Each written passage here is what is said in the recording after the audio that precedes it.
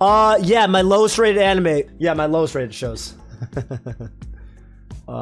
These are my lowest rated shows. First, I'm just gonna go through them real quick. Master Martial Arts, aka Zettai Shogeki Platonic Heart. The 5th episode in this show is the craziest episode that I have ever seen in any anime ever. It makes no sense. It actually is stupider than the Danganronpa 3 anime. Literally every 10 seconds, a new stupid thing happens. It is insane. It is a panty fighter show. It's kind of like there's literally titties. Watch the first 4 episodes literally on YouTube at 2 times speed or 1.5 times speed. I'm not shitting you. I rewatched this show with Zoo one time. We fucking watched this show 2 times speed or 1.5 times speed until the final episode, and then we watched the last episode. The last episode is called Flames. It is insane. This show is impossible to rate.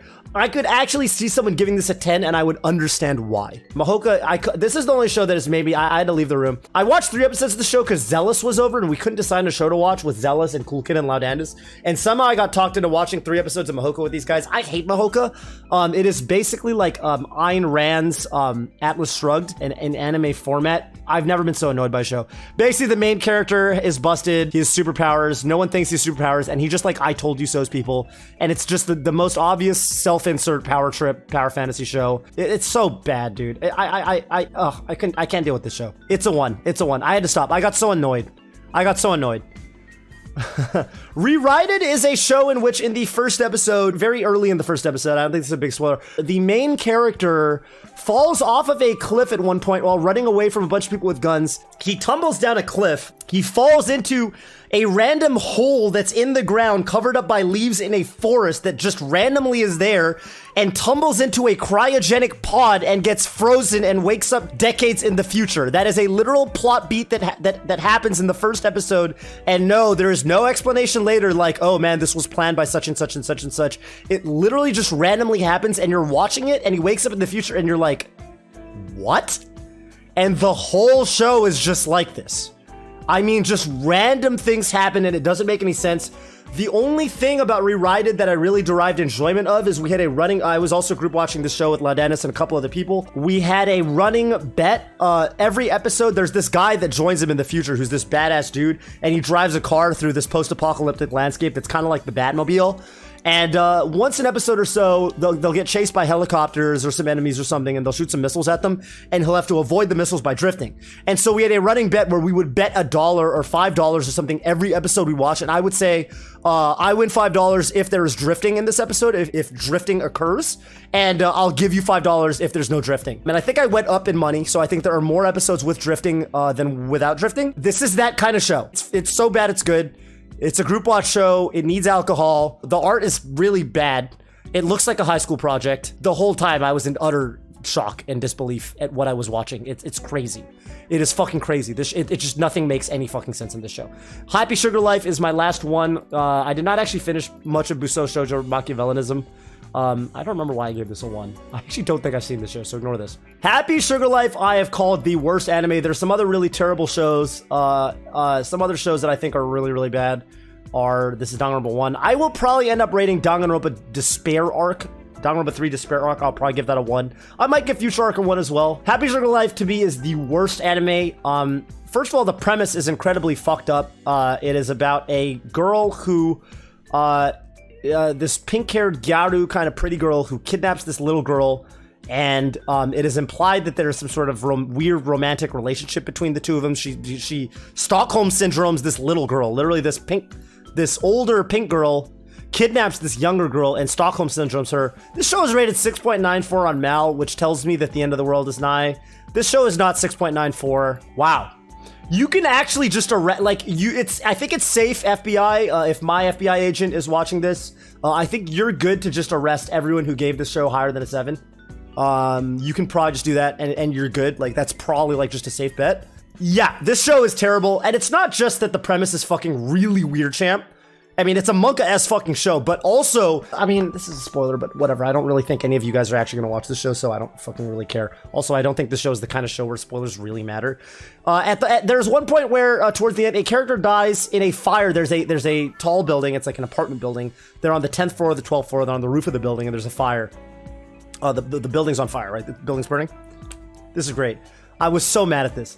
And one of the characters, like, is like tragically and melodramatically like, oh, well, this is the end of the line for me, and I lived out my ideals, so I can't escape this burning building, and I want to escape with my loved one, but I can't because of this fire, and I'm gonna die here, so I'm gonna jump off the building. I'm gonna go out like a fucking champ, and she jumps off the building.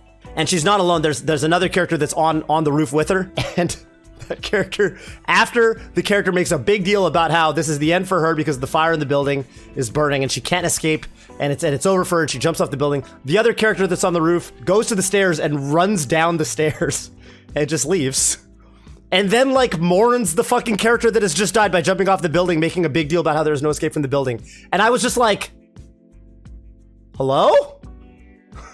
That just happened? It sounds like a comedy bit. I know, it sounds like a fucking comedy bit, but it's not. It's supposed to be sad. It's insane. I was watching it, and again, this is the kind of show where I'm just like, I cannot believe what I'm watching. This is the kind of show where, I'm really fortunate to have my little anime group where we've watched some really tragically bad anime. This is absolutely one of them. And again, great show if you got alcohol, if you got friends. It's so bad, it's good. Mao Shoujo Tokushusen Asuka. This is a 2. It's not a 1. We used to call this Mao Shoujo PTSD. It's basically, the plot is, this show is not as annoyingly bad in terms of like stupid things happening that aren't explainable, but this show is boring, I will say. The characters are magical girls. They fought in a war against these monsters. But that's not what the show is about. This is after that. They are now returning to normal life, and they are, there's actually like a faction of people who are trying to abuse their magical girl powers to kind of wage war on everybody else. And so there's like rival factions of magical girls, and they use real weapons. They work with the real military. They're all in the military. This literally says Magical Girl Spec Ops, so they're all in the military. But the military is using magical girls. Yeah, it sounds dope, right? It sounds fucking cool, right? It's not. It's really boring. It's bad. The reason we called it Magical Girl PTSD is because every character either begins the show with comically played out PTSD. I know it's nothing to joke about, but let me tell you, the way that they present it in this show is comically bad. Some new trite played out thing is happening every episode. This show relies really heavily on just like shock value, and then they walk it back the next episode anyway. It's one of those shows. Spoiler alert, my Danganronpa 3 review is going to call this out in spades with Danganronpa 3, which was awful about this shit. The episode ends, episode 2 ends, and a character has a knife in their chest, and blood is everywhere, and then episode 3 starts, and it was a toy knife, and the blood was actually ketchup, and there was no reason, literally there is no justifiable reason that they did that except so that there would be a cliffhanger at the end of the episode, and I was just like, holy shit, this is dog shit next level bad. Mao Shoujo Site, this is another magical girl show where they're doing battle with each other. This is another dog shit bad show, but this show is so bad it's good.